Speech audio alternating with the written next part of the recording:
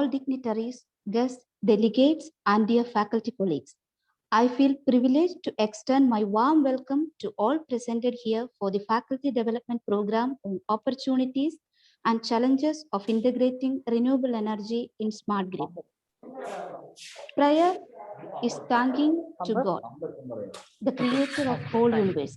So let's start our FDP with a 1 minute silent prayer.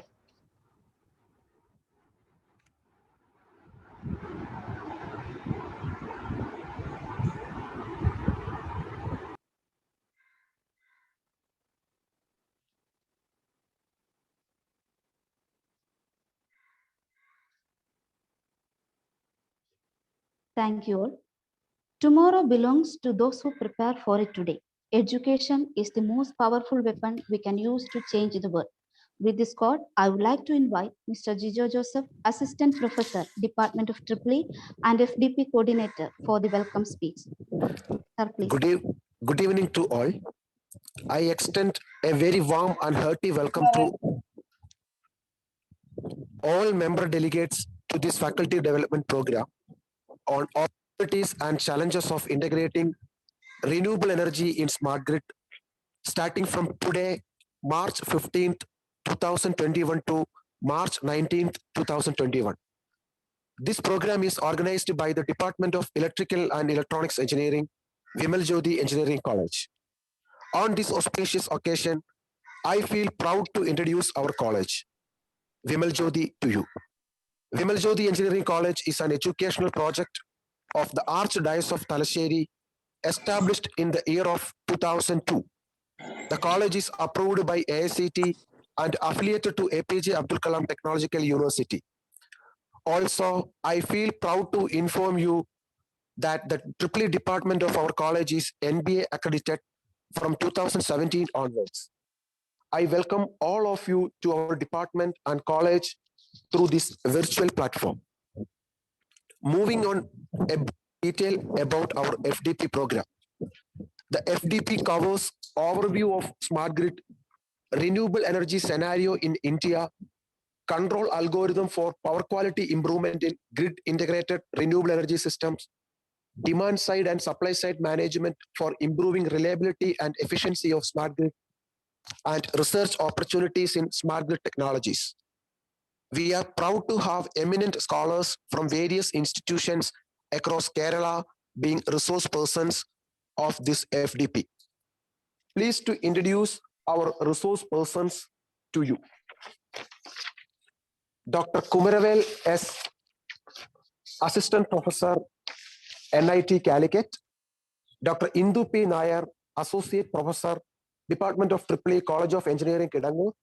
Dr. Jayaprakash P., Professor, Department of EEE, Government Engineering College, Kannur. Dr. Jasmine E.A., Professor, Government Engineering College, Idukki. Dr. V. Karthikeyan, Assistant Professor, Department of EEE, NITC. I would like to invite our manager, Reverend Father James Chellangot. He has been the manager of Vimal Jyoti Engineering College and Vimal Jyoti Institute of Management and Research for the last 2 years. I invite our beloved manager to this inaugural function. It is a matter of great pleasure and honor for me to welcome our principal, Dr. Benny Joseph, the real motivator and guide of our institute. Dr. Benny Joseph has a total of 21 years of experience in teaching, academic leadership, and research. He has got 4 textbooks and 25 papers to his credit. I welcome respected Principal Dr. Benny Joseph to the event. Next, I invite our management representative and Vice Principal of VJIM, Reverend Father Jinu Vadake Mulanjilal. He is currently a PhD scholar and a good academician. Father, I welcome you to the event. Next, I would like to invite our resource person, Dr. Kumaravel S., AP NITC. He has supervised several PhDs and PG scholars and is the award recipient of Young Research Fellow from the Ministry of IT, Government of India. And he is also my mentor at NITC Calicut. I welcome you, sir, to this event. Next, let me invite Professor Lally James, head of the department and convener of this FDP. She is a senior IEEE member having more than 26 years of teaching experience and 8 years of industrial experience.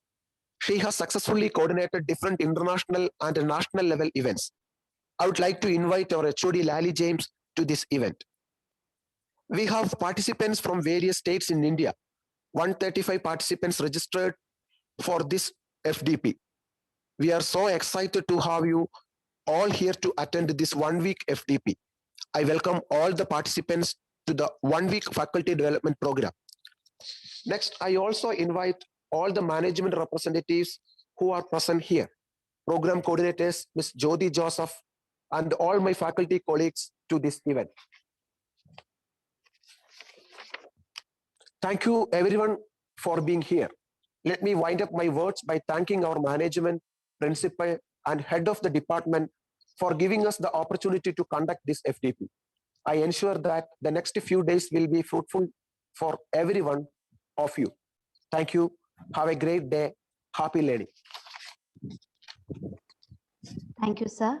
May I invite our beloved principal, Dr. Benny Joseph, sir, for the presidential address.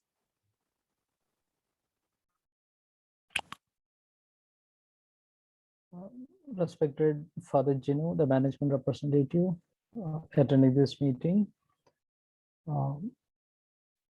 Dr. Kumravel, the resource person of the day, who is from NIT Calicut, head of the Department of Electrical Engineering, Lally Miss, and the coordinators of this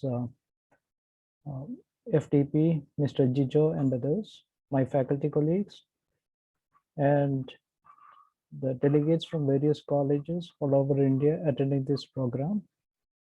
I deem it as a pleasant privilege to be amongst you, at least on this virtual platform, on this very relevant topic of, in fact, two topics of renewable energy and a smart grid. Of course, I'm not from electrical, but I do understand the importance of electricity, and all over the world, if you look around, we can see that the demand for electricity, the high grade electricity, high grade energy form is very much in the up.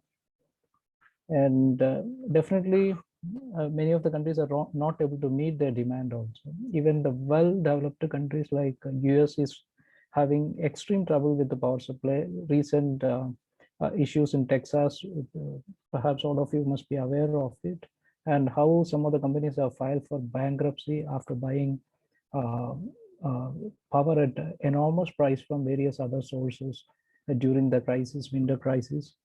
All these are few indicators that the power distribution or generation, it's not in order throughout the world. And of course, in India, definitely we are consuming more energy day by day. And perhaps in the near future, we may have more electric vehicles. Again, for charging it, we may have to provide electricity. I don't know at what rate, commercial or domestic, and from what source again is an issue. And definitely the conveniences of the day, like air conditioners, are becoming omnipresent, and definitely India is going to need a lot of energy in the coming future. Definitely renewable is going to play a major role, everybody knows, and government also want to have an energy mix in which renewables occupy a higher percentage in spite of all its disadvantages. And when it comes to this distributed power generation, and when we mix up with renewable energy coming from various sources, essentially every house is going to become a two-way power supply. You take, you give. And in such a complicated scenario, definitely you people will have to do a lot of things to make this grid more reliable and quality power supply throughout the day. So in that context, I'm sure that in the coming years we need smart grids to be in place, and we want renewables to be incorporated into that. Of course, many of us may be hoping that in the near future we may have very clean energy from fusion reactors. But even though countries like UK are planning to have their next power plant on fusion-based reactors, but still it's little far off, I feel. Perhaps maybe a few decades down the line.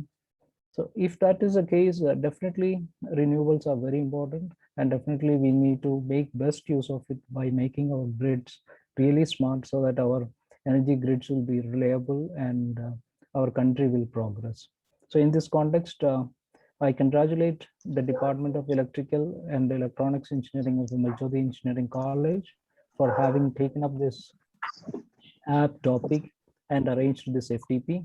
And I take this opportunity to thank all the delegates from various colleges for your interest and sparing your time to join this. And once again, I thank especially Dr. Kumravel from NIT Calicut for agreeing to be the resource person of the day. Once again, thank you all of you, all the best.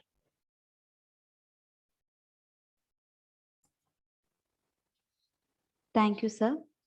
We felt honored to have with us the most respected Reverend Father Jinu Vadake Mulingina, Management Representative of Vimal Jyoti Group of Institutions and Vice Principal of VJIM.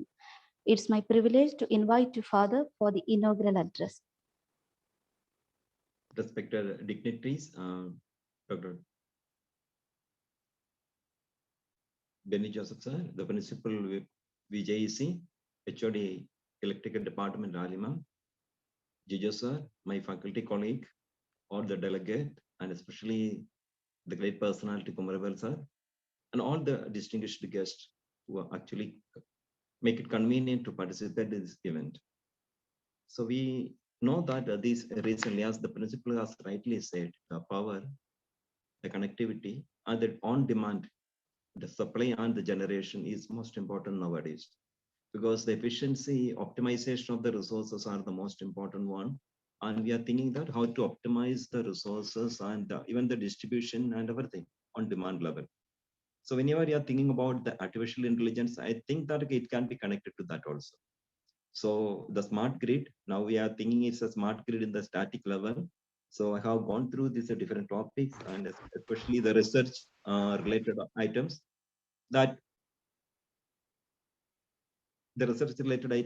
normally we think that, okay, what is the scope for the next generation researchers, and the research will be automatically giving a way in which the life will be little more smarter, little more convenient, little more easy and optimized. So optimization is actually the ultimate aim by which we think that, okay, the resources are being utilized in an effective manner.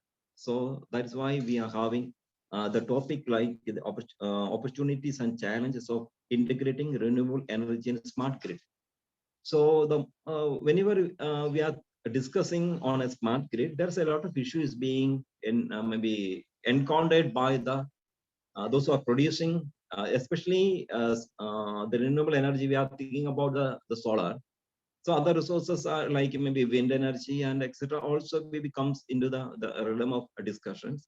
However, whenever the energy is being created, the solar energy or maybe electricity is being produced, so it is the ultimate motive is to utilize it in effectively.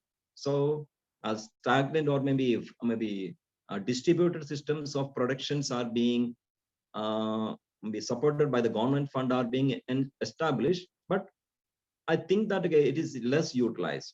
So small, maybe one or two, maybe a kilowatt units, maybe house products, etc., are being not connected properly. So we are thinking that how to effectively utilize these facilities. So major product or mega product actually integrated properly, I think. So this is my understanding. And the minor product like maybe small product etc are not integrated properly. They are using it on an off-grid model most often by battery utilization, and because of the issues of the battery maintenance, the systems are discarded later. So small product has when it is called like maybe the bottom of the pyramid. So the concept speak about when you are integrating small units, the power of that integration will be maybe unimaginable. So if you are able to integrate 1 kilowatt or 2 kilowatt home grid, not grid connected items into grid connected or smart grid connected, the power will be 1,000. Okay, 1,000 kilowatt we can have. So that type of integration we have to do it. And again, the government is putting enormous amount of money as a subsidy and a promotion, NMRI. So many government initiatives are available, but the people are not moving towards the renewable energy just because the grid connectivity is not easy. The government formalities. When I am going through the government formalities, especially I belongs to the Kerala, the KCB. So the connectivity and the formalities a little bit complicated, so that the normal common person cannot move to that level. So that's one thing we have to maybe make it simple. So the technology is simple, and we have to make available this technology in a simple format and available format. So that I think that that has to be, especially the great personalities who actually become the decision makers or maybe the researchers, has to think that how the technology can be become simplified, especially all the complicated items are being presented as a simplified manner. So the grid connectivity and how it can be become a smart grid. And third level, I think you'll be also will be discussing how the artificial intelligence can be incorporated into the smart grid connectivity also. So now demand and supply, certain things cannot be on maybe supply, maybe demand based, because the energy, the wind or maybe solar energy cannot be based on the demand level. So we have to integrate them in a very systematic manner in such a way that the non-renewable energy will be reduced during this high production time, especially daytime or whenever there is a high wind time. So non-renewable energy has to be will be the backup that has to be maybe smartly cut down, so that it can be in a very balanced situation. So all this, how it can be implemented, it's a broad spectrum. It is not a simple spectrum. So it will be considering all scenarios of the demand and maybe the production and the non-distributed or maybe non-connected or non-smart items are available, like maybe the production, small production unit. How to integrate all this? These are the very critical issue actually comes with, because especially when it comes with the power quality. So all these has to be considered without undermining this quality concern of the power. We have to connect the grid actually. So this is the concern actually comes with the smart grid connectivity, especially make them in a better. I think that the scope of the FDP will be the scope of the FDP will be one more thing, like how to make the more efficient level. So the establishment in the distributed system may not be efficient because of the angle. So there are some maybe issues maybe connected with maybe installation. So how can you rectify those things also? So these are, I think, that the common man's concern. These are the things that the common society is actually expecting. So I think that the faculty person who are actually participating in this will be addressing these issues, challenges. So ultimately we'll be contributing after 7 days, or maybe meantime we'll be having a little more on positively on how to make the grid in a very effective manner. Okay.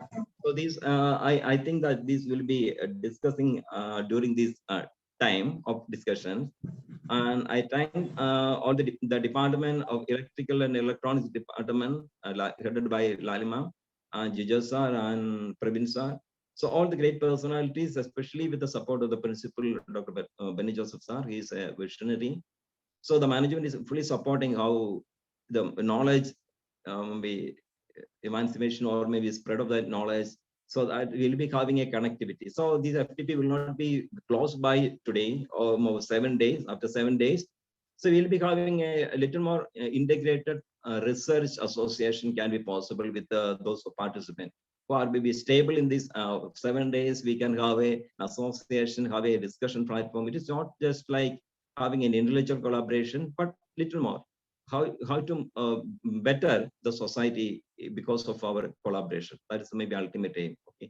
Wish you all the success for this program. With these words, I, on behalf of the management, I declare the meeting FDP to be inaugurated, and all the best and blessings.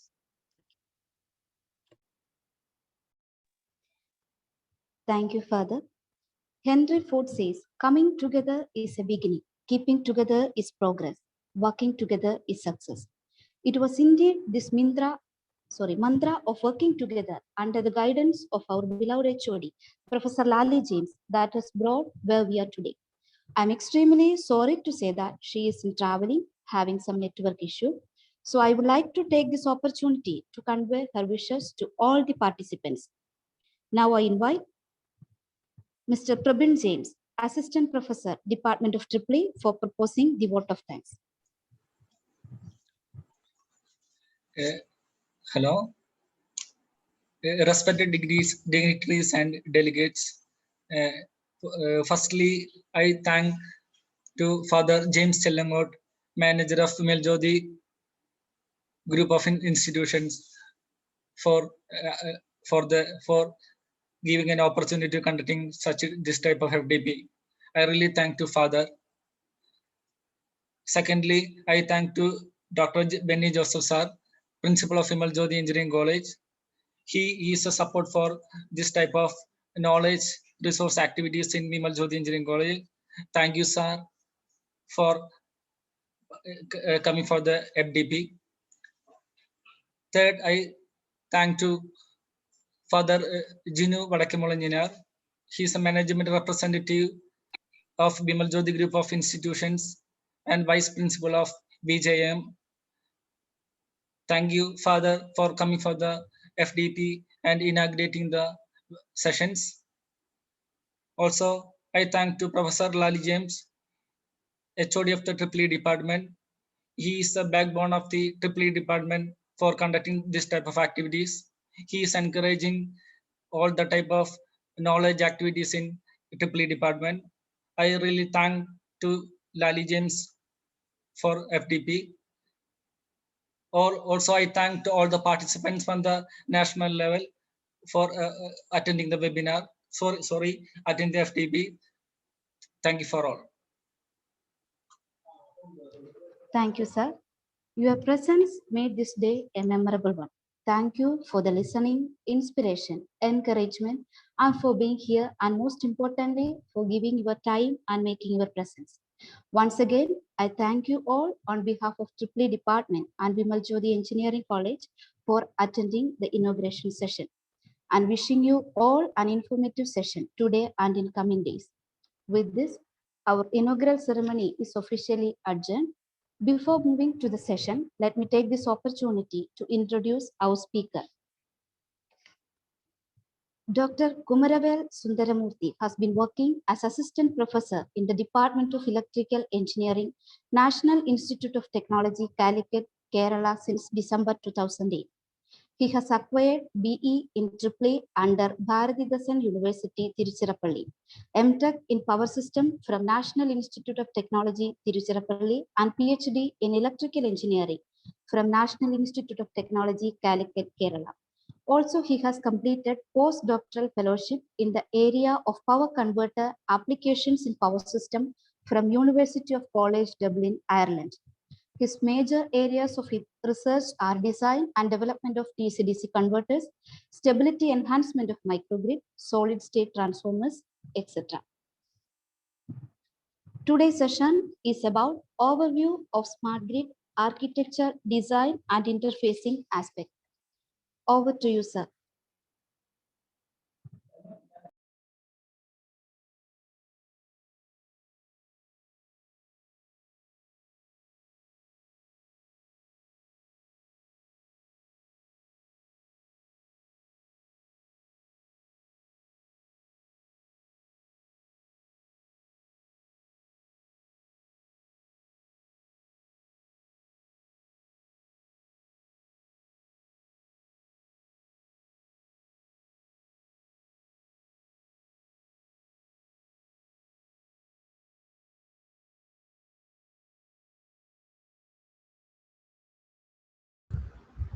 So very good evening to all of you. I hope I am audible, right? Yes, sir. Yes, sir. And also my screen is visible now. Sir, visible, sir. Yes.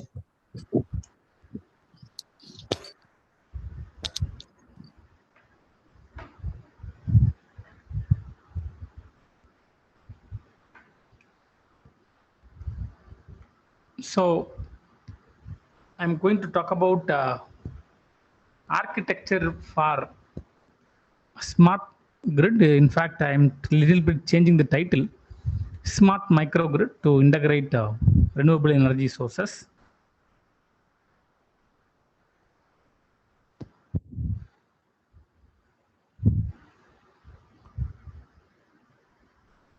So you all know that the demand on electricity increases day by day,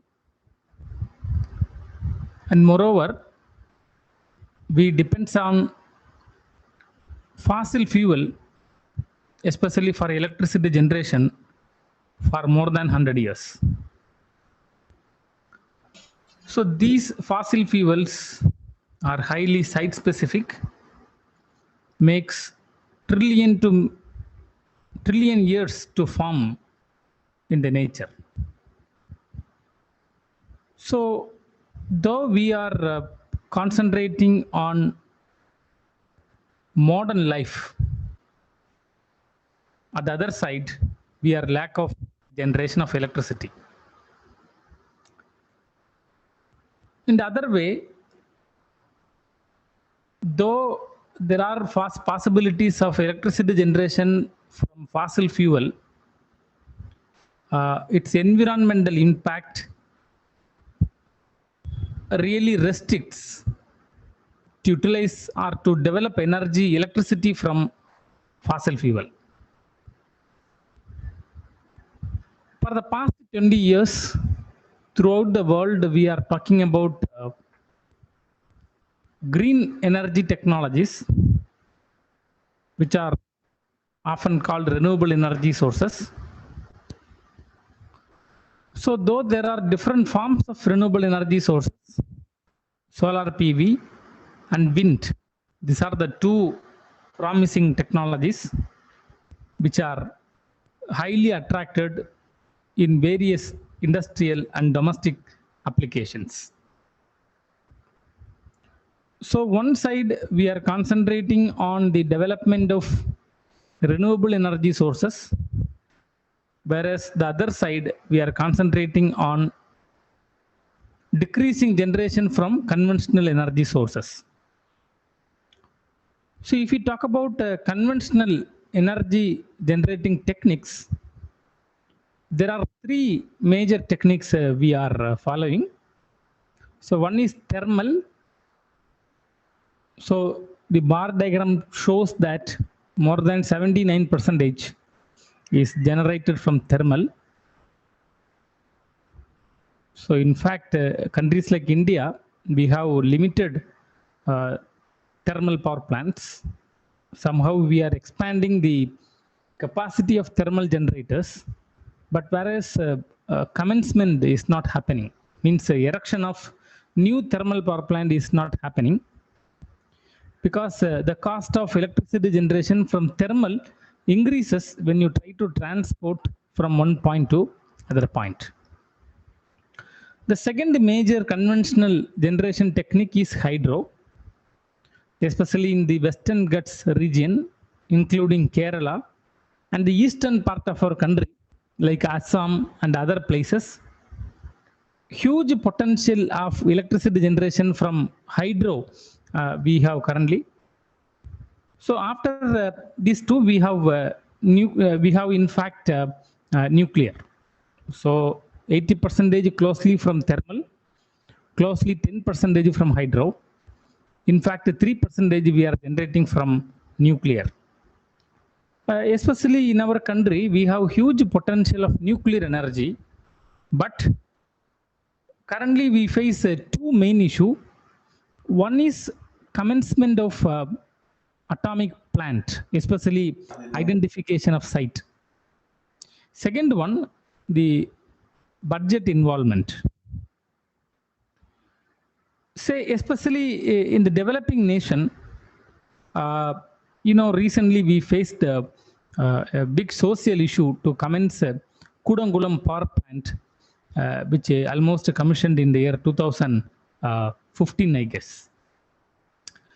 Severe social issue was there to commence the power plant, but finally they have completed the commissioning process and they connected to grid. At present, it is generating electricity of approximately 2000 megawatt. Really, after Fukushima effect, which happened in Japan, so entire world afraid about nuclear power plant. If anything happened, natural calamities, what will happen to these nuclear power plants? Really a very big unanswered question even now. So though we are convincing ourselves that the fourth generation and fifth generation technology we are using today, in fact, there are many unanswered questions are there. So as I pointed out, the three major conventional electricity generation technique: thermal, nuclear, hydro. I hope maybe in the year 2050, the share of these three may be minimized considerably compared to renewable. Chart clearly shows that solar is almost 2% and wind is almost 4%. I guess in the near future, the share from these two will be drastically improved compared to the other three conventional energy resources.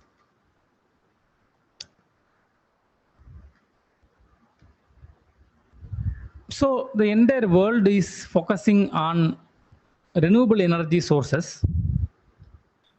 Now let me, I have given brief about attraction towards renewable so far, why we move to renewable. It is compulsion, right? Because there is no other way. We are in the compulsion to move to renewable energy sources. So now I am completely moving to the new area that is called grid. So you all know what is called a grid, right? So what is a grid? So just please make it as an interactive session. I do not know how many participants are there in online.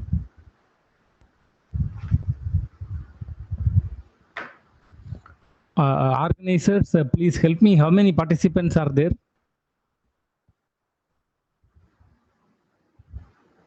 Sir, total 59, sir. 59 participants.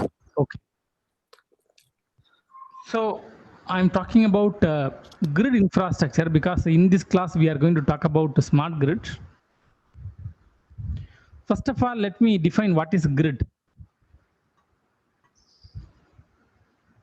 If you have a source,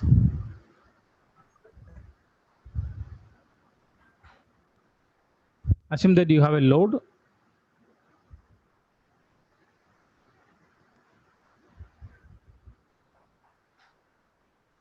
So this is the load.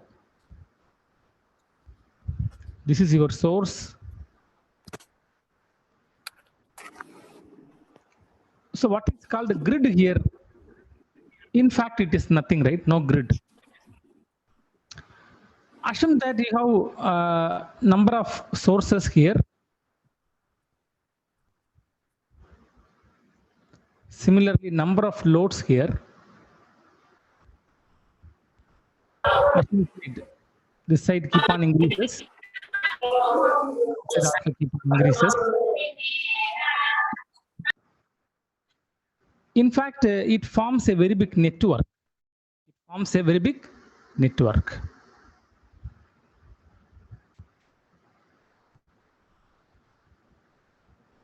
So the distance between the source and the load may be several hundred kilometers. Okay. In fact, here I am showing very closely. If you see in reality, the distance between source and load is several hundred kilometers. So here come the picture generation voltage. So you know we cannot produce electricity in 400 volt and then generate, and we cannot give to the load.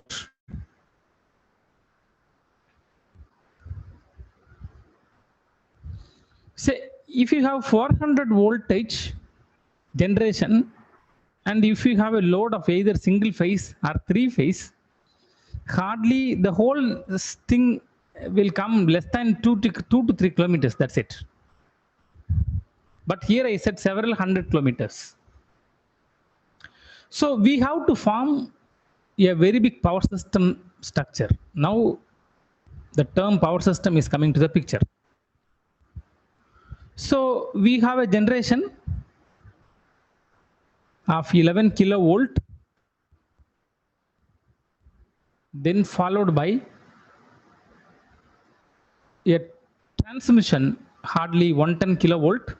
But whereas in India, currently we follow ultra high voltage of 1000 kilovolt. Then we are transporting this electricity for a longer distance. Then we are bringing down back to 11 kV and then back to 400 kV, 400 volt, sorry. And here we connect this load. Here we connect this load. So currently in India, we follow two type of system. One is called a ring main system. Another one is a radial system. So in fact, even today, the distribution system is a radial system, whereas all remaining things are ring main system. So any part you can connect your generation, and anywhere you can connect your distribution system. So for example, it is looking like this.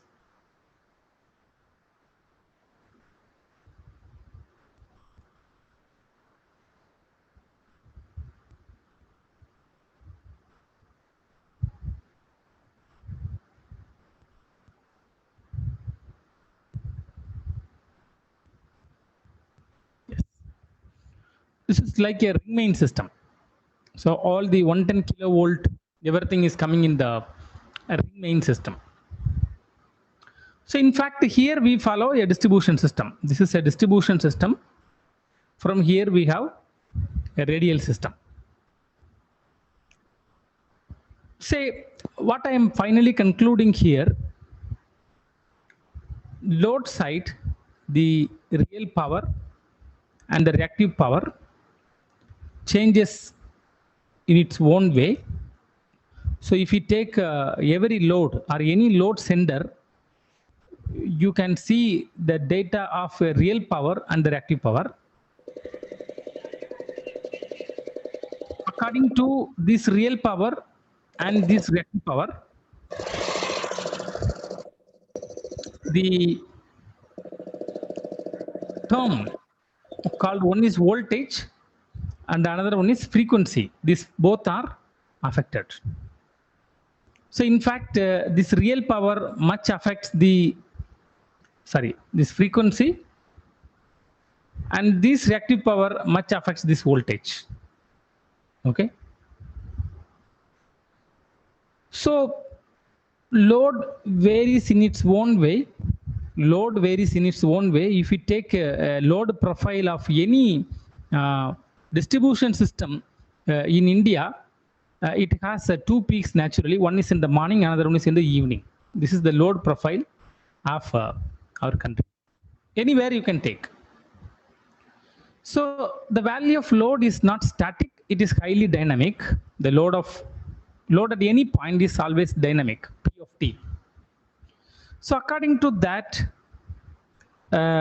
we are in the position to regulate the frequency. So we call it as F minimum less than or equal to F less than or equal to F maximum.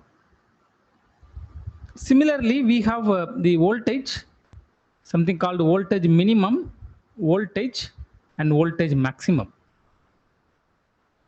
So these two terms we are always regulating because you have this real power and reactive power, both are dynamic in nature. So these two directly affects the voltage as well as frequency. So we are in the position to control voltage and frequency. So in the whole power system, if you see the whole power system, we have devices like transformer, transmission line, etc., everything. But these two terms are controlled maybe somewhere in the transmission system using these transformers. And in the generating station, we have the frequency control. This is called AGC. You all know what is called AGC, automatic generation control. And another one also available in the generating station, that is called AVR, automatic voltage restorer. So this regulates the frequency and this regulates the voltage. So apart from this generator, in fact, we have transformers called as OLTC, online tap changing transformers. So these transformers also regulate this voltage. So what I am concluding here, so grid is a big network. What is grid? Grid is a big network which comprises generation, transmission, distribution, etc., where the primary duty of the grid is to provide power, maybe real power or reactive power, in the specified voltage and frequency. So Vm sin omega t. So this is the purpose of grid. So one side we have our source. Here we integrate our source from load and then it goes to load. So grid is a big network. So grid is a big network. This is a network. So this network integrates n number of sources and n number of loads. So you can see real power, reactive power, and providing voltage and frequency in the load center. So now I think what is the concept of grid is very clear. So why do you need a smart grid? That is a big question mark, right? That's what we are moving now. So what happened to the present grid? Say you all know that in 1887, there was a current war happened between this AC and DC. Whether DC is superior or AC is superior. So finally, in the current war, DC lost the war and AC won the war in the year 1887. So from 1887, the components of power system called as generation in AC, transmission in AC, distribution in AC, and finally utilization also in terms of AC. Okay. So the whole power system is dominated by alternating current. Alternating current. Everywhere you take generation, transmission, distribution, everywhere the passive elements were only RLC. You all know what is called RLC: resistor, inductor, capacitor. You take any device, it will be made up of these three.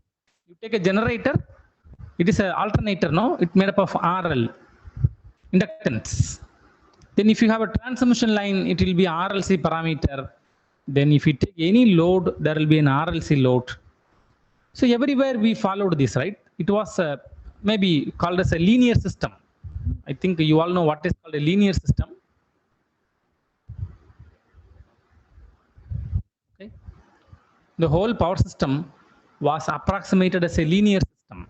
In fact, there was a non-linearity, and that non-linearity created due to the core of this transformer, because core of the transformer is a non-linear element. But this effect can be neglected. The non-linear effect of core can be neglected. So the whole power system can be approximated as a linear system. Say what happened in the late 20th century. So what happened in the late 20th century?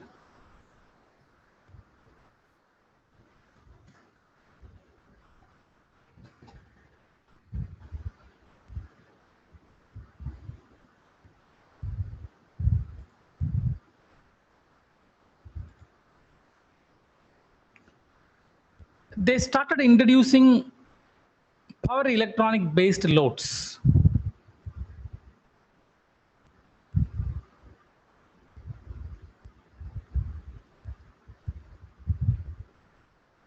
I hope that it is clear to you, right? Whatever I'm writing is clear, no? Yes, sir. So, will you able to follow me? Of course. Am I clear? Please respond me. Am I clear? Sir, clear answer is clear. Okay. So I told you, for example, I'm telling you power electronic based loads such as LED. So LED itself is a best example of power electronics based loads, LED and CFL. Then fan regulator.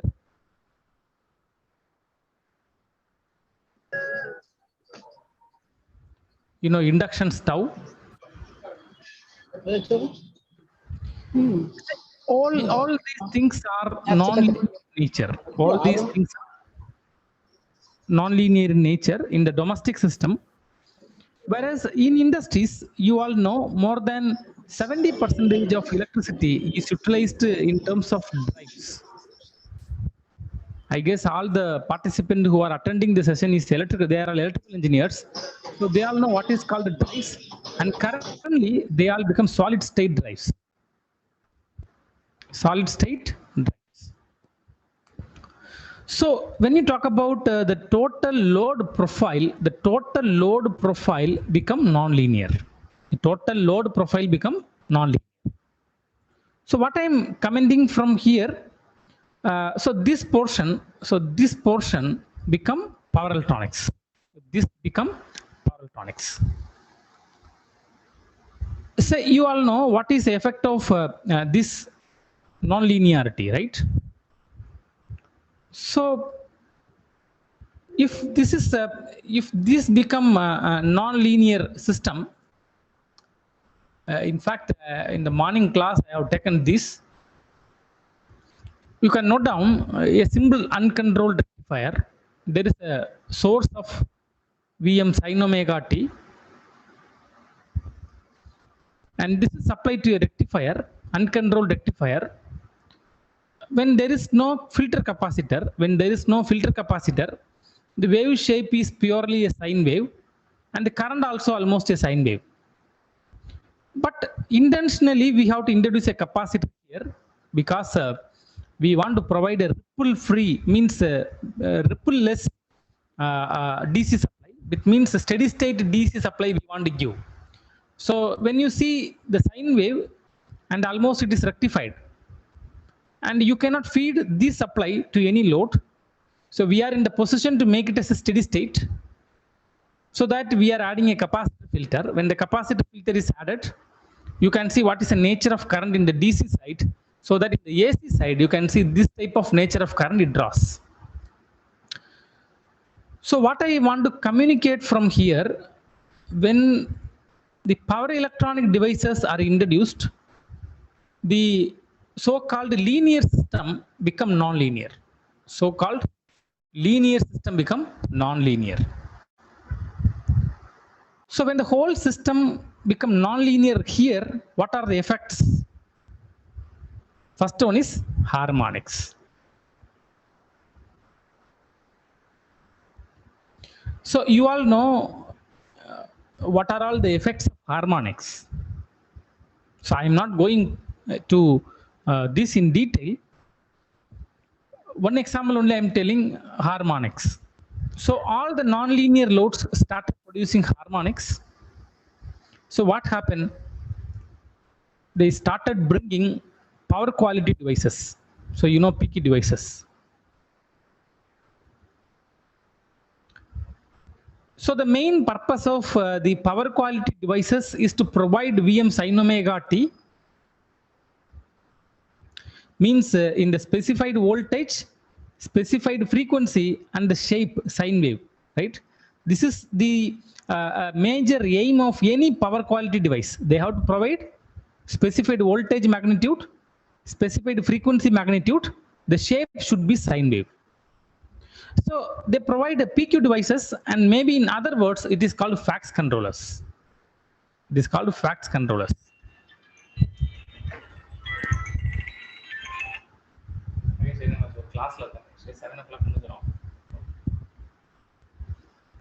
So when they bring FACTS controllers, you know what is called a FACTS, flexible AC transmission system. So what is basically a FACTS controllers? Again, it is another type of power electronics. Again, it is another type of power electronics. So where they are bringing here, right? So this portion, they are going to add this power electronics. Okay, I told you power electronics are here. And to compensate these power electronics, they introduced power electronics here in the transmission system. So the whole transmission, they introduce power electronics. In fact, in order to address the problem of regulation of voltage and frequency and also mitigating harmonics, now these transformers are aimed. These transformers, whatever you are seeing here, these transformers are aimed. So definitely in the near future, these transformers are going to become power electronics.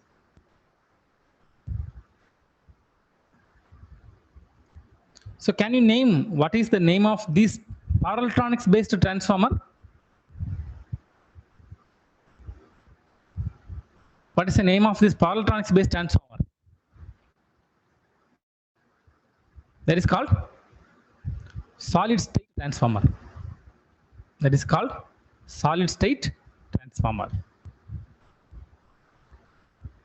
So I told you that the linear elements one by one are getting replaced by non-linear devices. First, we changed these loads into power electronics. Then we introduced FACTS devices. Now we are making attempts to replace these transformers by power electronic transformer. So this also is going to change. Then I told you in the beginning itself, these generations will be removed in the future, and we are going to bring all the renewable energy sources. So when you talk about these renewable energy sources, so one by one let us write. Then we have introduced to FACTS devices. That is also power electronics.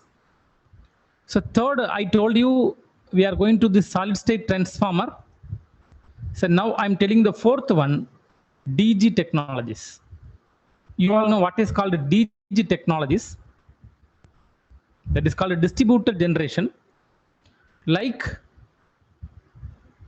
solar, wind, battery, and so on. So when you try to see these type of sources, without power electronics, you cannot integrate these type of sources.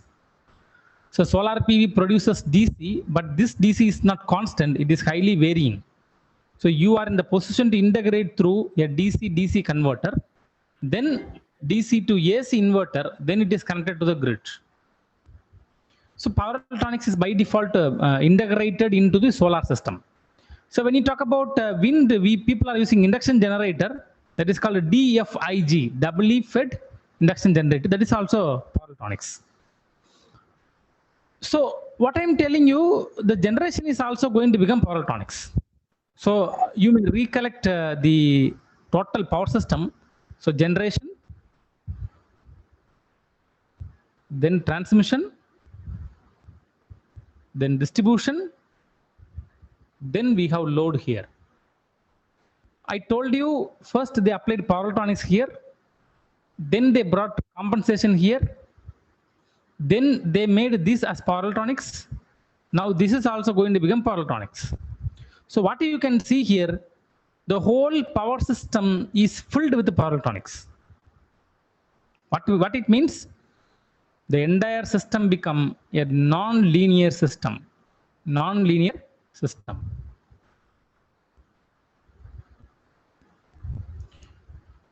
Can you tell me which is the only thing remaining unchanged? I have shown the whole power system, right? So this is called the power system. In the whole power system, everything become power electronics except one. What is that?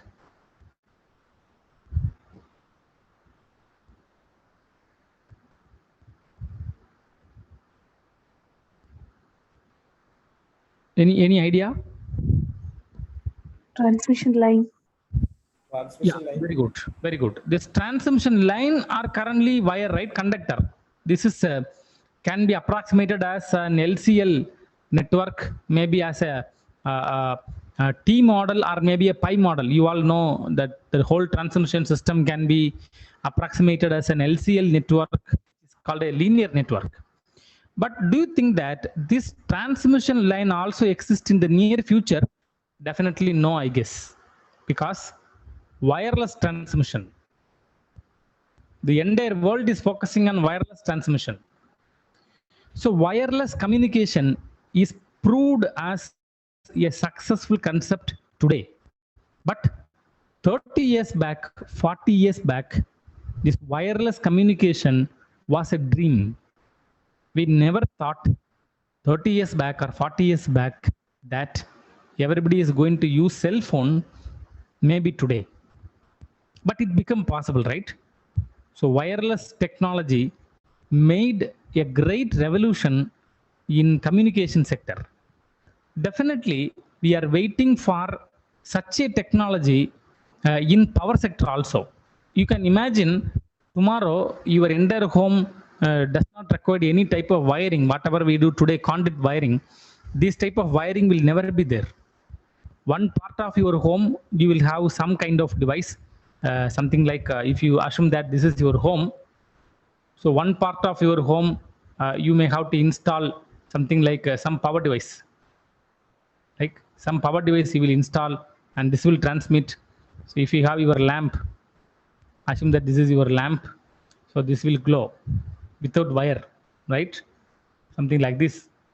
So no wire, nothing is required. Do you think that it is not possible? Definitely it is possible, right? Because already there are some products they have already launched in the market. Apple mobile phone, Samsung mobile phone, they already launched with wireless technology.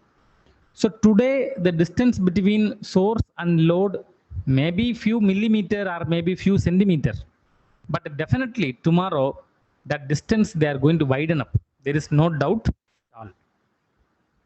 So what you want to conclude? The whole power system, this wireless technology, the main backbone is power electronics. I think those who are working in wireless, you all know that. Okay. So there is a high frequency inverter present in that wireless technology. So the whole power system is filled with power electronics. So now you all know the seriousness of the whole power system. I'm not going to take more time. Without further discussion, I will directly go to the major effects of this power system. Say the point what I want to convey. So reliability is the main aspect of power system today, because everybody needs electricity for 24 hours. We are not ready to compromise this, right? 24 hours we need electricity. So what ultimately we do? We go for storage. So only with the help of storage it is possible. If you take any home today, they have UPS. So if you see this UPS, hardly they have 100 Ah battery. If you see what is this 100 Ah battery, it is approximately 1 kilowatt hour. In Kerala, just you take how many customers are using this UPS? Maybe several millions, right?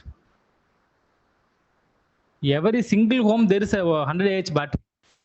So now, if you bring everything together, it may exceed definitely 1,000 or 2,000 megawatt, isn't it? Simple calculation only I am doing, right? So maybe how much? So 10 power 6 customers, 10 power 6 customers I am adding. Or here, sorry, in fact, 1,000, 10 power 6 kilo. I am representing as mega, that's it. So if you just include all the customers into the system, so they are using such a huge battery, that is everybody aims to provide reliable electricity to their local load. But currently this battery is not bidirectional, right? So this is only one direction. So if you try to make these as bidirection, what you can do?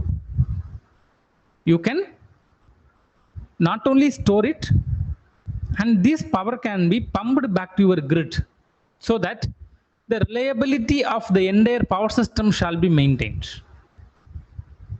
So currently the present grid structure will never allow it. So if we take the present current structure, it will never allow it.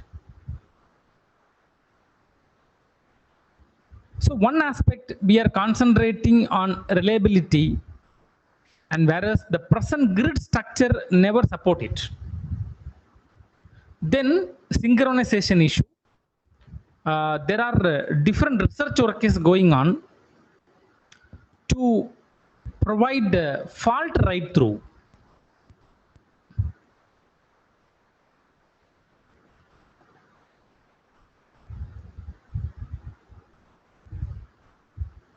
I do not know how many of you might have noticed this fault right through, especially for solar PV and wind. This fault right through feature is most essential, because when there is a fault, suddenly a moment, this solar PV or wind will lose the synchronization. Okay, this loses synchronization, right? Because in nutshell, these sources are inertia-less sources. You can underline this, inertia-less. So when you try to focus on the modern energy sources such as solar PV, wind, they don't have inertia. So you all know what is called inertia, J.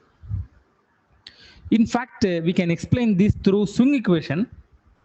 So J into d omega by dt, which is equal to, in fact, this can be changed as H.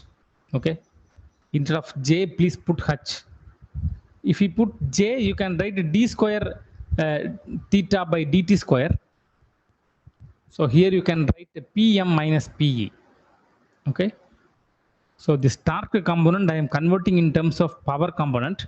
So it is not apt to use the word J here. Okay. I am using the word H. So the term inertial component can be called in terms of H here. So which is very huge in the case of the conventional alternator based machine. So currently we have a poor synchronization in terms of solar PV and wind. So the entire world is focusing to provide or to integrate solar PV and wind with high inertial capacity, so that it can easily run during fault condition. That is called fault right through feature. So I already pointed out this. Focus on renewable energy. Definitely in another 20-30 years, most of the electricity generation technique will become something like renewable based, solar PV, wind based. Then another problem is load dispatching. See, when you talk about the conventional grid, which I have mentioned very clearly, the real power and the reactive power keep on changes in its own way. Accordingly, we are regulating this voltage and frequency. I think you may remember this point.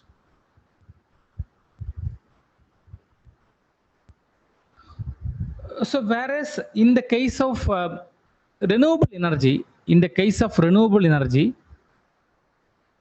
the main drawback is this type of control. So this is called load following strategy, right? So whenever load goes, source follows it. But in the presence of renewable energy sources, when you talk about renewable energy sources, you cannot follow the conventional load dispatching approach. You know, in Kerala, we have a load dispatching center in Kalamassery. They predict what will be the load tomorrow. According to that, they conduct optimal load dispatch. That is called the economic dispatch problem. And they try to find what will be the generation of thermal power plant, hydro power plant, etc. They dictate, and accordingly they are producing electricity. So that is not possible in the presence of renewable energy sources. So there are a lot of research work going on, especially in these two areas. That is called synchronization issue and fault right through of renewable energy sources, and load dispatching strategies and indices for pricing, especially in the presence of renewable energy sources. So I already talked about this power quality issue. So just straight away, I'm going to this grid infrastructure. So far, I was talking about how to integrate these renewable energy sources locally into the distribution system. You can notice here that the unidirectional transformer, this is called a distribution transformer.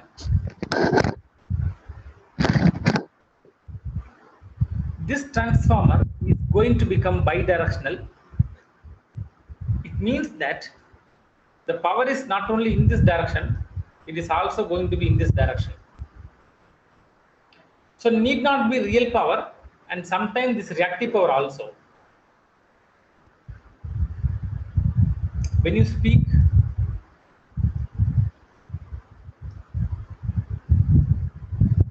it can act in any quadrant. It may be here in the first quadrant, or maybe in the second quadrant, or maybe here in the third or fourth. So if you take the first quadrant, real power is positive, reactive power is also positive. Real power is positive, reactive power is positive. So it means that both are going this direction, right? Both are going this direction. There may be a possibility of this direction also. Whereas reactive power is positive, and whereas real power is negative. What is real negative power? Power is injected this direction, so minus P, but reactive power is in this side, plus Q. How it is possible? How it is possible?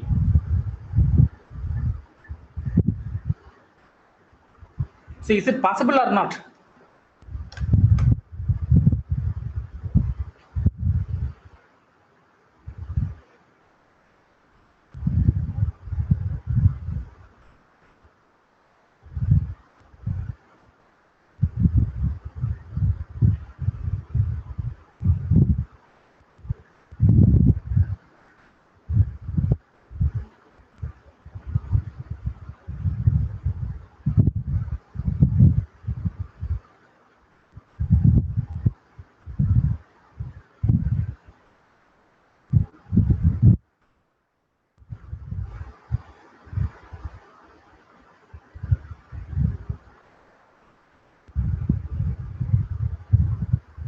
Kumaran sir. Question. I am asking a question. Okay. I am watching slowly whether I am getting any response or not. Okay. Then the interaction between only organizer and the speaker. Is there any audience or line? Sir, 61 participants are there, sir. You check up once again. Okay. Because especially in online, it is very tough to deliver the lecture maybe lively manner.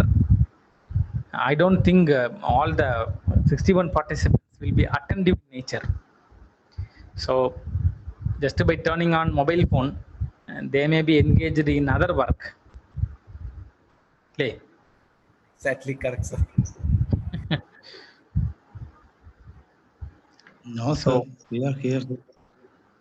okay. So if you are hearing, please respond my question so that I will be very happy that at least some participants are hearing my lecture. So will you able to follow me? Yes, sir. Okay. Yes, sir. Okay. Thank you. So I'm moving towards a conventional grid towards a smart grid. That's what we have discussed in the past almost 1 hour. Is it almost 1 hour? Yeah, going to be 1 hour. So audience maybe from different category. So organizers, how many of them are faculty members and how many of them are BTech level students? Sir, already there is no BTech students, only faculty members and PG scholars. Okay, so no I students. think Okay. most of the participants are faculty members from various colleges in Kerala. Okay. So maybe they might have attended my sessions already. So is it something like repetition?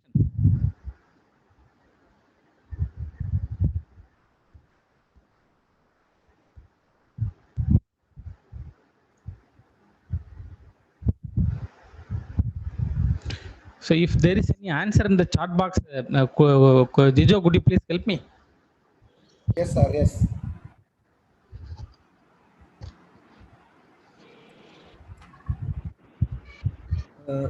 Dear participants, if you have any questions or please answer SARS questions or please respond this session.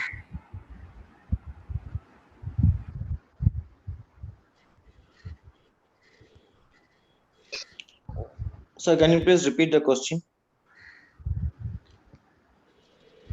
No, the question is how it is possible to have negative real power and positive reactive power.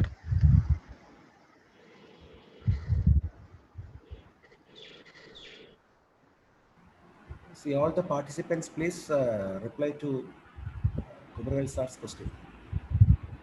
Now, I think all of you may understand my question, right? See, conventionally, the term reactive power is addressed by the utility. Say, when you try to supply, assume that this is only one directional power flow and there is no source here previously, right? Assume that these sources are absent. You have only loads here. I told you, even though it is power electronic based load, we concentrate on VI cos phi. The term power factor is also coming to the picture. And according to this, we record our reactive power demand. So accordingly, your tariff structure will change. So especially customers, those who are maintaining power factor above 0.95 will get incentive. You all know that type of tariff structure we followed long back.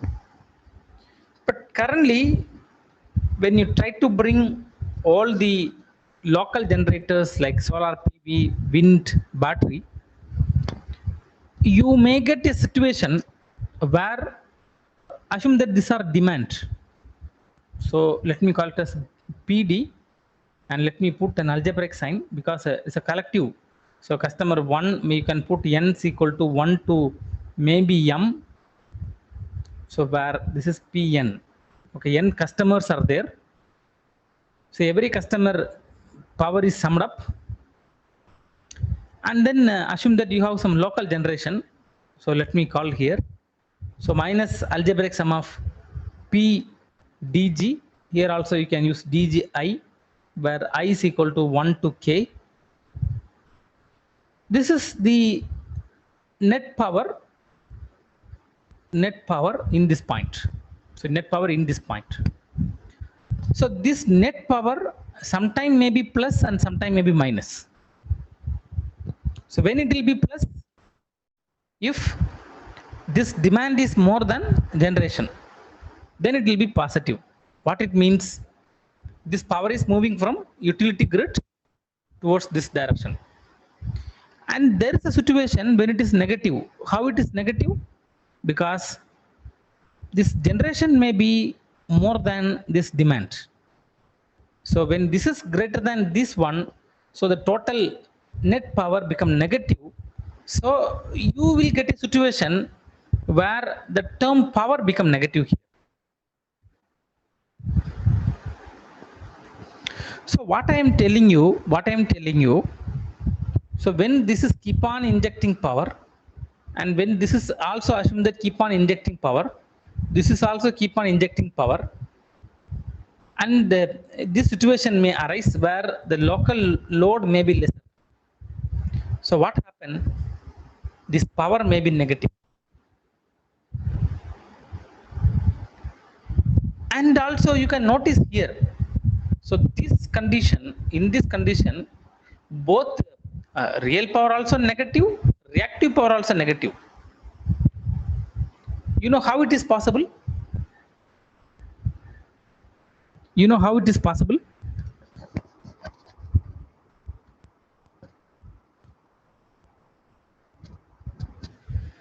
Because by injecting power to the grid. No, I'm talking about reactive power also going to be negative here, right? This is minus Q, right? I'm telling you in this quadrant, assume that in this quadrant, this real power is also negative and reactive power is also negative. See, I will tell you a situation, especially in night time. Due to likely load. Sir, one of the participants answered power injecting to the grid. No, I'm talking about real power. Okay, so this is dealing about real power, and this also may be dealing with the real power. But in night time, if you see, solar PV will be absent. Okay, it cannot inject real power. It cannot inject real power because amount of solar radiation is very less in the night time.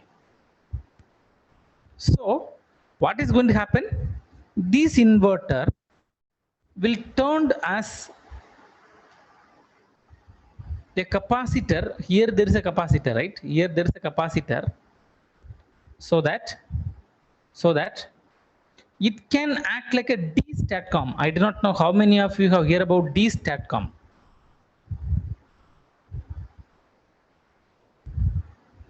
D-STATCOM, right? Distribution static compensator, and this inverter will supply huge reactive power into the grid. Now you may get the situation when the real power was positive here. I am talking about this scenario, right? And there is a scenario in the other way. So real power is also negative and the reactive power is also negative. I think you all may understand what I am trying to explain. So this is also negative, this is also negative.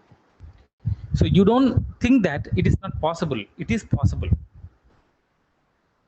So my question is this. I am explaining the scenario of real power flow and the reactive power flow of a typical single microgrid, right? This is a single microgrid I am explaining. So if you take throughout our Kerala, how many distribution systems are there? Plenty number, right? So every single home is connected through such a small distribution system. So now you may realize about the vulnerability on these microgrids. So now the interaction is going to happen between a microgrid and another microgrid. I think you all may understand. So assume that this is your distribution system. So this is your load center. Okay. Similarly, you can have another distribution system and here also another load center. So this is one microgrid and this is another microgrid. So now the power is injected from this microgrid and it may goes to this microgrid.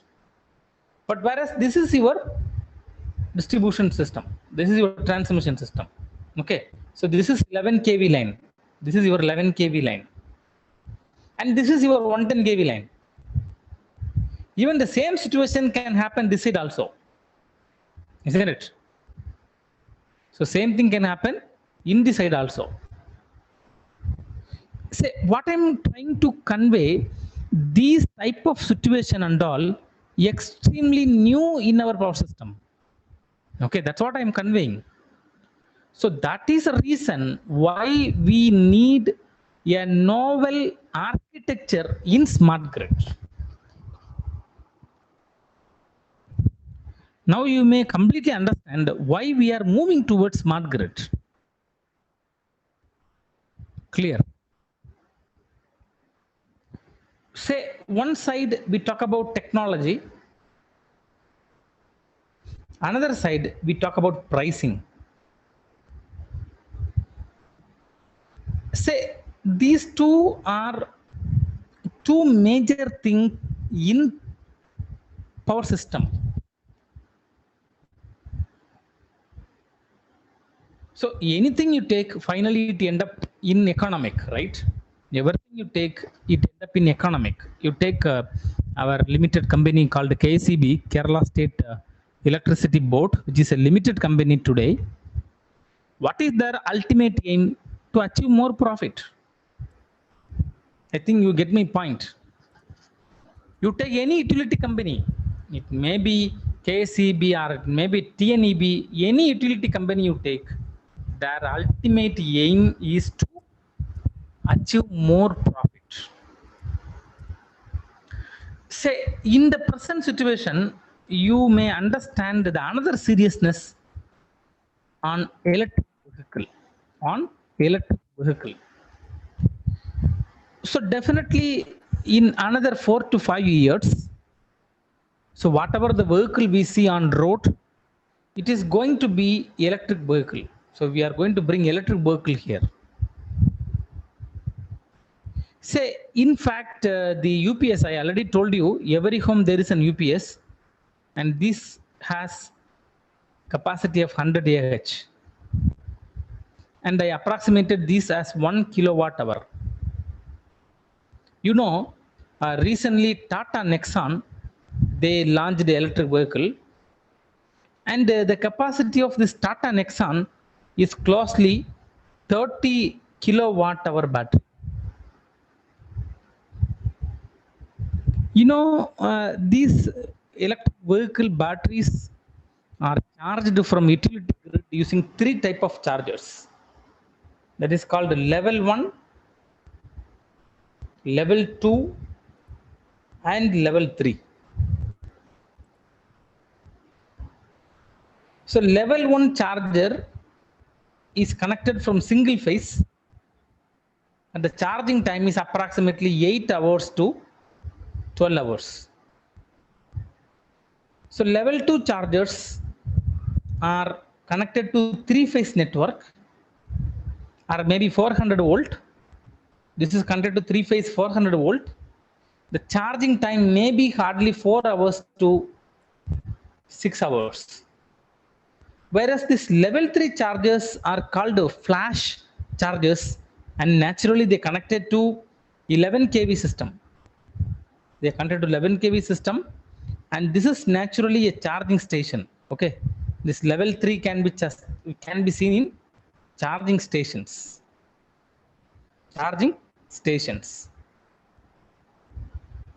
So these charging stations hardly take half an hour to 2 hours. Okay, charging time I'm speaking. You can imagine this transformer hardly 100 kVA transformer, or 100 MVA transformer, sorry. The transformer which we use in the street now, that is called this one, right? There is a distribution transformer. Distribution transformer are hardly I guess it may not be 100 kVA, sorry. This is called 100 kVA transformer. Okay, it is not a 100 MVA, hardly 1 or 2 MVA. Okay, it depends upon the load sender. Okay, depends upon the load sender. Locally we have 100 kVA transformer. Okay, small village we have 100 kVA transformer. Okay, I think all of you might have seen that street transformer, that is called street transformer. So that transformer, naturally 100 kVA transformer, or maybe hardly 650 kVA, it will be in terms of largely 1 MVA, 2 MVA capacity. Okay, I think Vimal Jyoti may be having substation, right? So from where Vimal Jyoti is getting a power, getting this electricity?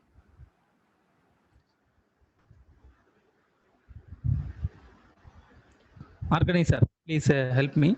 Sir, can you please repeat the question, sir? No, from where this Vimal Jyoti Institute is getting the power, utility grid? Sir, actually, we have a 50 kilowatt solar power plant, and we have one substation near to Chapin. Well, is there any dedicated substation to Vimal Jyoti, or No, sir, no. it is taken from public? Yeah, exactly.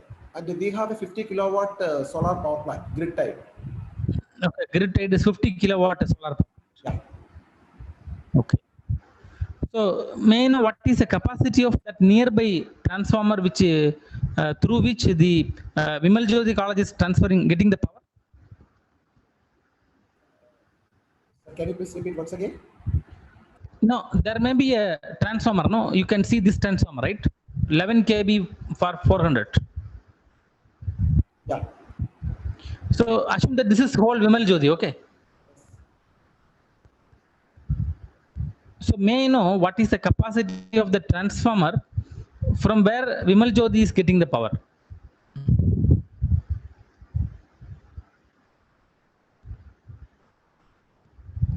I guess it may be a 250 kVA, right? Yeah, exactly. 250 kVA, sir. Correct. Yeah, you Exactly. can check up. Yes, Yeah, yes. you can check up, right? Say what I am conveying here. Say when you have 100 kVA transformer, so one car is going to have the capacity of 30 kVA car, 30 kVA battery. Assume that this is your battery. Say, will you able to set up a charging station here? Definitely no. Why? Because your charging station, you see 30 kVA is your car battery, and this is 11 kV bar 400 line, and this is itself is 100 kVA. I think one transformer can power up hardly 2-3 cars. Definitely, that's it. You can understand the seriousness. Okay, the days are not far.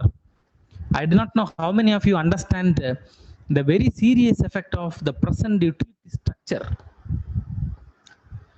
Say it is very easy to bring electric car from where to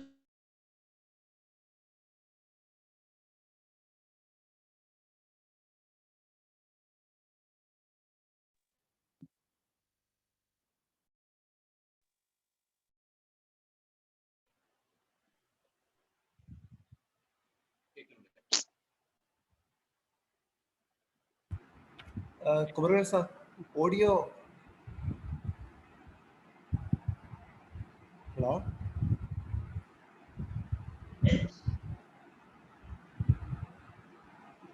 Kumaran sir, can you hear me?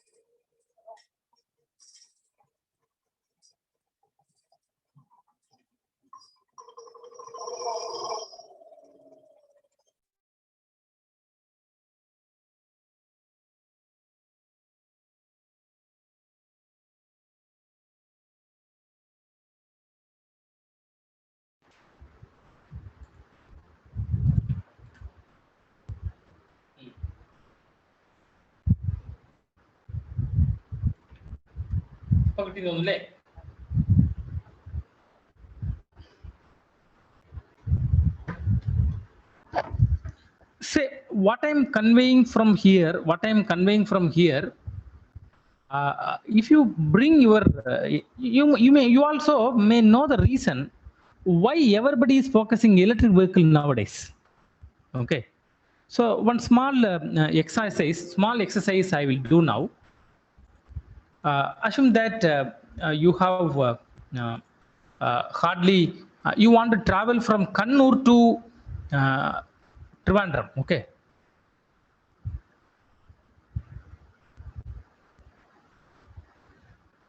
So if you want to travel from Kannur to Trivandrum, what is approximate kilometer? Shall I Around 500. 500. 500. Okay. So Okay. 500. You take little bit ahead. Okay. You take 500. No problem. Yes. You take 500 kilometers. Assume that you are going to use the conventional car. So mode 1, you are going to use conventional petrol car. So assume that a car is giving for 1 liter petrol, you are getting approximately 20 kilometer mileage. Okay.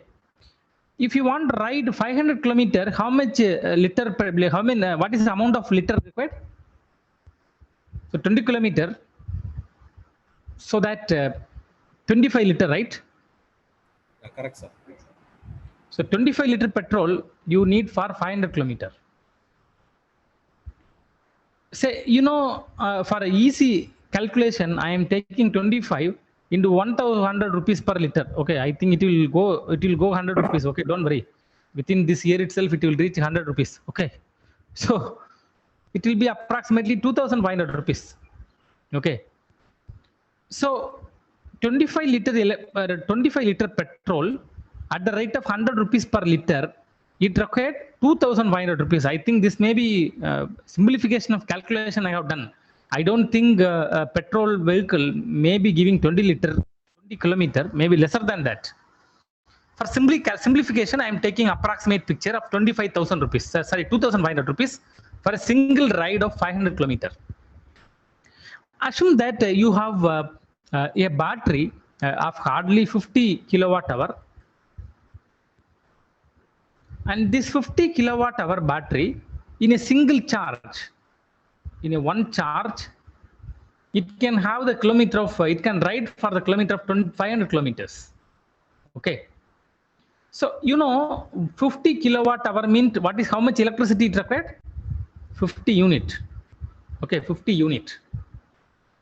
Say, what is the cost of electricity at present, right? So hardly 4 rupees per kilowatt hour. So presently in the domestic consumers are charged 4 rupees. So if you charge 50 units, how much it will come? 50 into 4, it is approximately 200 rupees. Okay, so here 200 rupees. So if you have an electric car,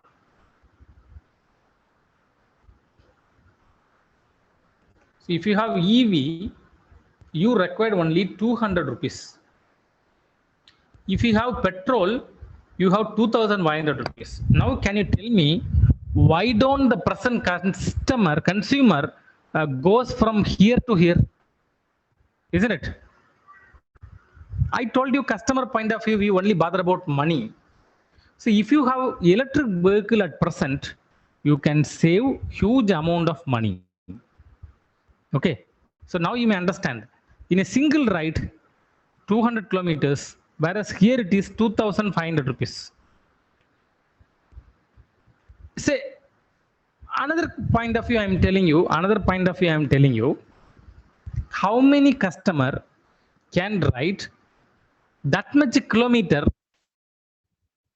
in a given period of time? I think you may understand in the other way. So on average, the average life of the vehicle is 15 years. Companies including Tata and others, they may be giving 150 kilometer assurance.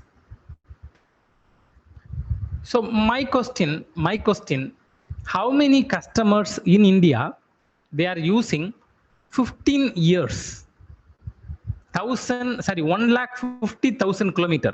I don't think maybe less than 30% customer may be using the full mileage. If you take your car, you may be riding the car for more than 10-15 years. Just investigate how much kilometer you have ridden so far. I don't think not more than 50,000 kilometer. It's a country like India, especially we are very poor in the utilization. So whereas in the conventional vehicle, you cannot do anything. Okay, you cannot do anything. So 15 years, you can hardly utilize only 1/3 of the capacity. But whereas if it is your electric vehicle, there is no problem. Why? Because this battery can be connected to the grid, so that there is an operation called VD and G2V. This is called vehicle to grid and grid to vehicle. So this is possible so that the full capacity of the battery can be utilized effectively, so that additional revenue can be generated. So that's what I want to convey here. That's what I want to convey here. In future, the microgrid is going to be revamped in the presence of in the presence of electric vehicle, because we are going to have a large capacity battery of 30 kilowatt hour, which we never use it in a single day. Hardly monthly once you may have 300 kilometer riding, or maybe lesser than that. I don't think every customer may be riding not more than 100 kilometers in a day. Even then you have remaining 200 kilometers save in your battery. So that why don't you give it to utility grid? A 100 AH battery is solving your needs of providing 24-hour electricity. And if you provide that 30 kilowatt hour battery into the grid, definitely it can solve the problem in the electricity to provide reliable power to the every single customer.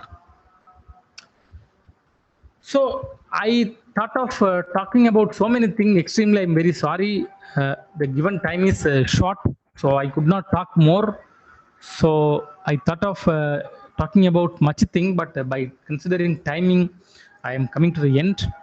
So I some extent introduced what is called the conventional grid, and how the evolution happened from conventional macro grid to the microgrid. So here let me talk about the conventional macro grid. And now we are moving to microgrid. So this microgrid with the bidirectional power flow I told.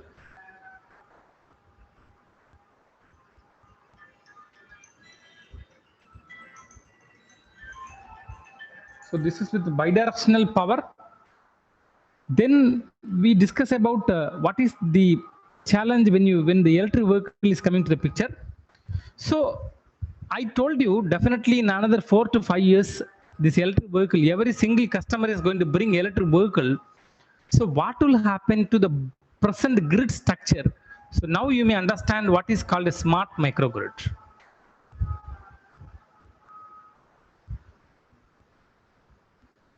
So now IoT, everybody started practicing IoT. So IoT plus microgrid is going to be the smart microgrid. Okay. So Internet of Things, no? This is going to be our future smart microgrid. So in nutshell, in single word, I am concluding what is called a smart microgrid. So every equipment, including electric vehicle, they are going to add this IoT. So I am not going to talk much about that.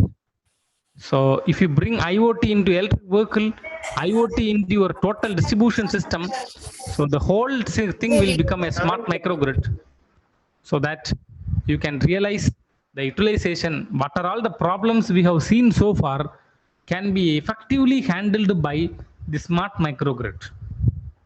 It can provide a reliable power, It can provide a low cost power, maybe fault rate through capacity, regulation of real power, reactive power in terms of voltage and frequency. Most of the unsolved problem what we exist today is possible in the presence of smart microgrid. So by considering time, I'm not moving forward. Extremely, I'm very sorry. So thank you all of you for your patient listening and make the session interactive. And now I request the participants to ask some question. So I will try to answer.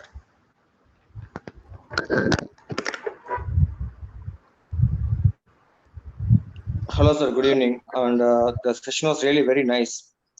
I have one question, Professor. Actually, what about this transactive grid? Will it solve this issue that whatever you're told? Will the transactive grid, will it solve the issue?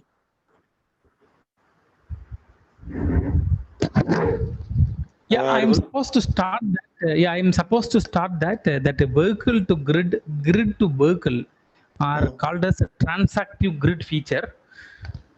So definitely this transactive grid, if this is coming to the picture, so two major challenges we will have.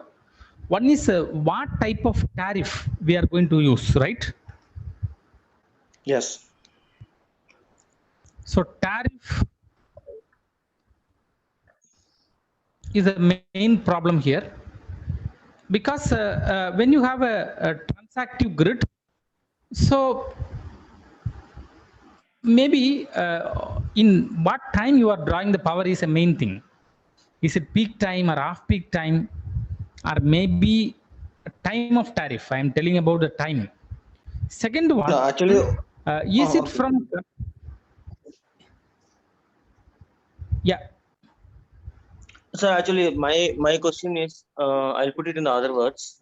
What it is in many of the foreign countries, in the advanced countries, they started implementing this transactive grid.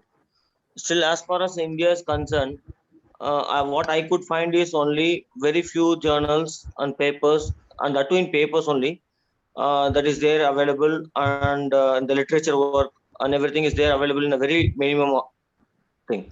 Still, what I personally feel is still we are using only the old primitive method.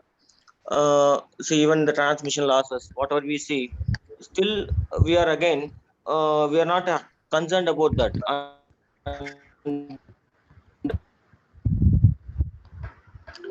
See the I think Hello? voice is breaking. I do not know why. Sir, is it clear now? Now it's clear. Yes. Some voice breaking. Yeah. I just got a call and I think that was an interruption. Now, actually, my concern is, what is the factor which is stopping we Indians to make what you call the implementation of transactive grid? For example, no, we have power station, a solar power station here, but we could not able to supply to the nearby place itself. Even that thing, no, as you said, rightly said, we are using a very big batteries. Every house is having a battery, so that at least we can say, so every time we are replacing that battery, and again the cost involved is really a very big, huge amount. What can be the solution, right solution for this, for an Indian scenario? Yeah, sir, please try to read this paper. We have recently published a paper with my scholar Ravishankar AN.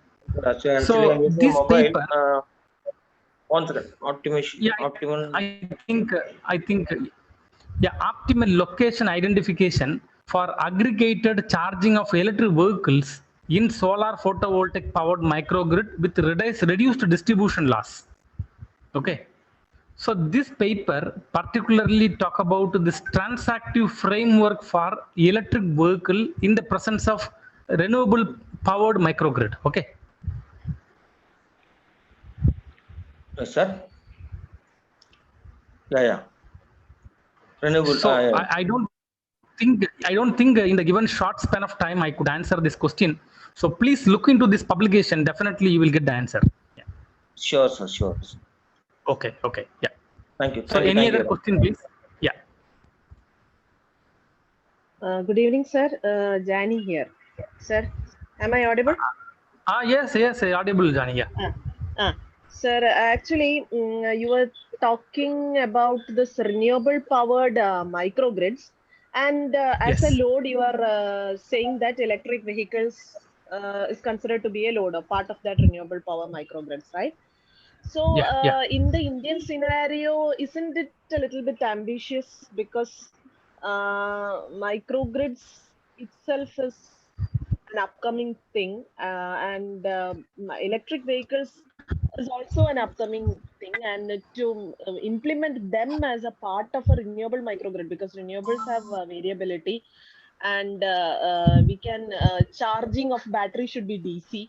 So all those issues will be coming, sir. So isn't it a little bit ambitious when you say that electric vehicles becoming a part of renewable microgrids? Yeah. Is it really possible in the near future? In our, it is just my doubt, sir. What do you Yeah. say? So first of all, I completely agree with your question that the present situation, microgrid itself is a challenging task. But rather concentrating on the whole country, there are some utility, especially KSEB and the Pondicherry power grid, and there are some other utility grid. They are definitely in the advancing phase.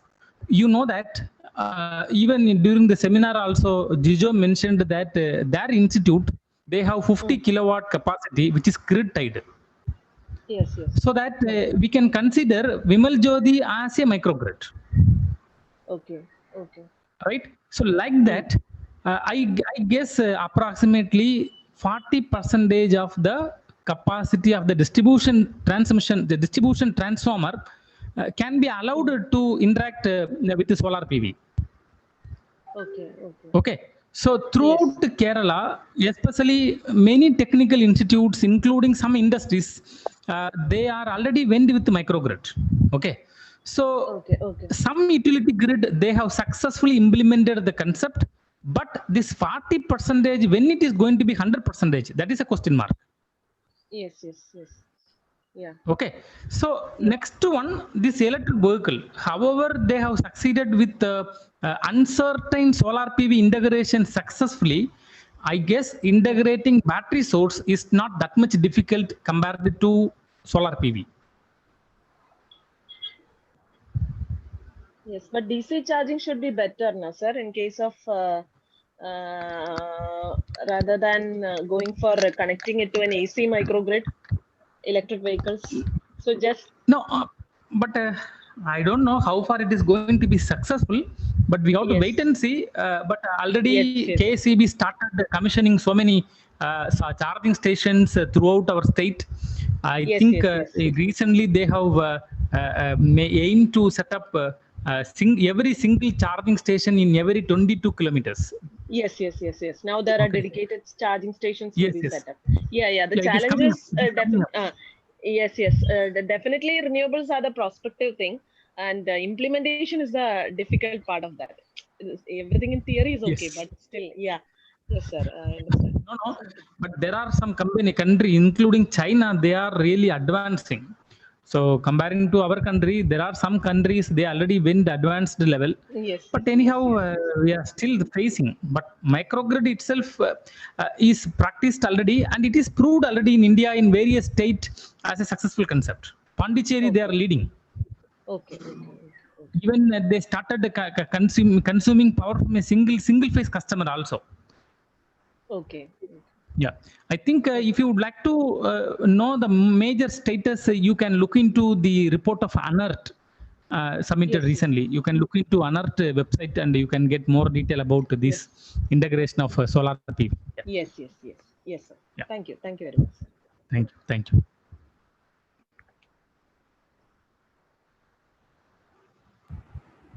If anybody having any questions related to today's topic, please feel free to ask.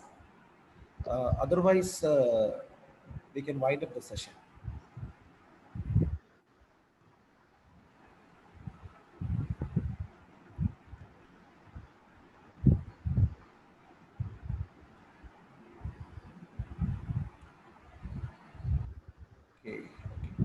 Okay.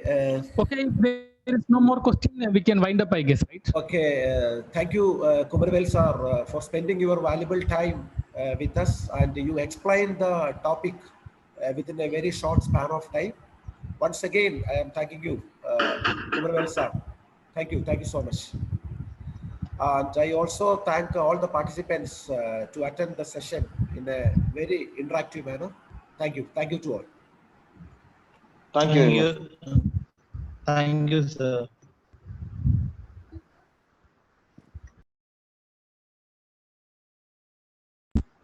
Okay, Jijo, I am signing out. Thank you. Thank you. Okay, sir. Okay. Okay, sir.